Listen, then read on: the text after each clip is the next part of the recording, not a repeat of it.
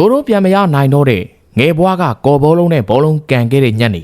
။နှွေရောက်တော့မဲဆိုတော့အတိတ်ကနှွေရာသီတွေကိုပြန်မှတ်ရမိပါတယ်။အရင်တုန်းကအရာရာအခုလိုမပူလောင်သေးဘူး။နှွေရလည်းအခုနှွေလိုမပူလောင်သေးသလိုတပ်ပြင်းတွေလည်းအခုလိုမကြာခဏမချပြစ်သေးပါဘူး။နှွေရောက်ပြီးဆိုတော့မိုးတော်ကရေပြေးခဲ့တဲ့ကွင်းမြင်နဲ့ဘောလုံးကစားခွင့်ရပြီဆိုတဲ့သဘောလေးဖြစ်ပါတယ်။နှွေနေရက်တွေမှာပူလောင်တဲ့မြေသားပြင်ပေါ်ခြေပလာနဲ့ဘောလုံးပြေးလွှားကစားခဲ့ကြတယ်။တကယ်ချင်းရင်းဆိုမဲ့ဟိုဘက်အသင်းကပါလာရန်သူပဲ။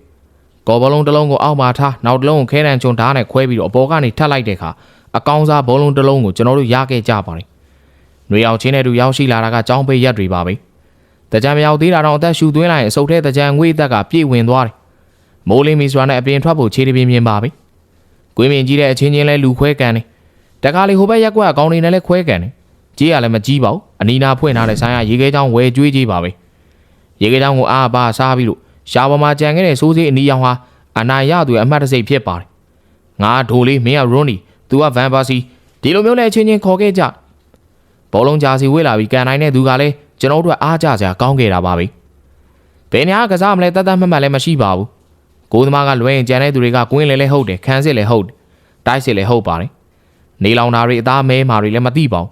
ဖုံတလူလူချွေးတပြပြကြားရေတက်ခန်းချောက်သွားမှလည်းမပူခဲ့ကြဘူးဘောလုံးကအားလုံးအတွက်ဖြည့်ဆည်းဖြစ်ခဲ့ပါတယ်အချိန်ကတ်တက်ကလည်းမရှိပါဘူးဘောလုံးမမြင်နိုင်လောက်တဲ့အထိမှောင်လာတဲ့အချိန်ကပွဲပြီးခါမှုတ်တဲ့အချိန်ဖြစ်ပါတယ်ဒါမှမဟုတ်အမေလိုက်လာပြီးတော့လမ်းအော်ခေါ်လိုက်တာကလည်းပွဲကိုတင်းစီခဲ့တာပါပဲအဲ့တုန်းကအပူပန်းဆိုတာမရှိဘူးညအိတ်ခန်ကြီးငါဘလို့လိန်ခောက်ပြီးတော့ဂိုးသွင်းလိုက်တာဘယ်သူပေါင်ကြားတွေကိုအောင်မြင်ထည့်လိုက်နိုင်တာနောက်နေ့ဘယ်ဖွဲ့နဲ့ချင်းကံမလဲဆိုတာစဉ်းစားအိပ်ပျော်သွားတာပါပဲဘောလုံးပွဲတွေစိတ်ဝင်စားနေအရွယ်အတွက်ဥရောပကလပ်သင်းတွေရဲ့ပွဲစဉ်ကလည်းຫນွေမာဇက်ရှင်အမြင့်ဆုံးဖြစ်လာပါတယ်အမတ်ဘေးလီပွဲစဉ်တွေကပြီးဆုံးမှုပွဲအနည်းငယ်ပဲလူတော့တယ်ချန်ပီယံလိကလည်းကွာတာဖိုင်နယ်အဆင့်လောက်ထိရောက်နေခဲ့ပြီခွေးချေကုံပုလေးတွေနဲ့လက်ဖေးဆိုင်လေးတွေကမိကောင်ပေါက်ရဲ့ကျွန်တော်တို့အတွက်ညနေဆောင်ပြီဆိုရင်ကိုနားစရာဖြစ်လာတယ်အိမ်မှာကြားနေဝယ်ဖတ်နိုင်ရင်သူကစကားဝိုင်းနဲ့အကောင်ပဲ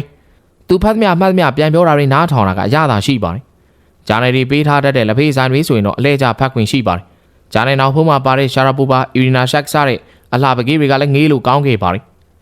ချန်ပီယံလိပွဲတွေဆိုရင်ညနဲ့လွန်လွန်အိမ်ကပေးမထွက်ပါဘူးဒါဆိုလဲနောက်ဖေးတကားပေါက်ကနေခိုးထွက်ပြီးတော့လက်ဖေးဆိုင်သွားကြည့်လက်ထဲပါလာတဲ့ပတ်ဆိုင်ငါးကလက်ဖေးတစ်ခွက်နဲ့လက်ဖက်တုပ်တစ်ပွဲစာကောင်းကောင်းကြီးလုံလောက်ခဲ့ပါတယ်အဲတုန်းကအပူပန်ဆိုတာကလည်းဂျာနယ်သတင်းစာတွေပါလာတဲ့ကစားမတွေရဲ့ဒဏ်ရာစီးရင်ပါပဲကိုအားပေးတဲ့အသင်းကကစားမဒဏ်ရာရသွားတဲ့အကြောင်းပါလိုင်းကိုတိုင်းဒဏ်ရာရသွားတယ်အောင်နာကျင်ရပါတယ်ကျောင်းပိတ်သွားပြီဆိုတော့ပီတူးဂိမ်းဆိုင်လေးတွေမှာလည်းထိုင်ကုန်မလွတ်အောင်လူပြေးသွားစီခဲ့ပါတယ်လူစုပြီးရှုံးထွက်ပလာကန်တာပတ်လေလိစားတာတွေကတကယ်မန်နေဂျာကြီးတိုင်အောင်ခံစားရစေပါတယ်ကိုအသင်းကကမ်းမဲ့လှည့်မရောက်သေးရင်သူများနှစ်သင်းကစားနေရကြည့်ပြီးတော့ကမ်းမဲ့ပွဲအတွက်ဂျိုဒင်ပြင်ဆင်ခဲ့ကြတယ်အဲဝမ်အမြောက်နဲ့လူပေးပြီးတော့ဒီဂီတာကစားခဲ့တာတွေကပြောဖို့ကောင်းခဲ့ပါတယ်ဂိမ်းမရှင်ကြီးခေါက်ဆွဲပြုတ်ဝဲကြီးကြီးစားသဖြင့်အပျော်တွေကိုရယူဖို့အတွက်အဲ့လောက်ထိရိုးစင်းခဲ့ပါတယ်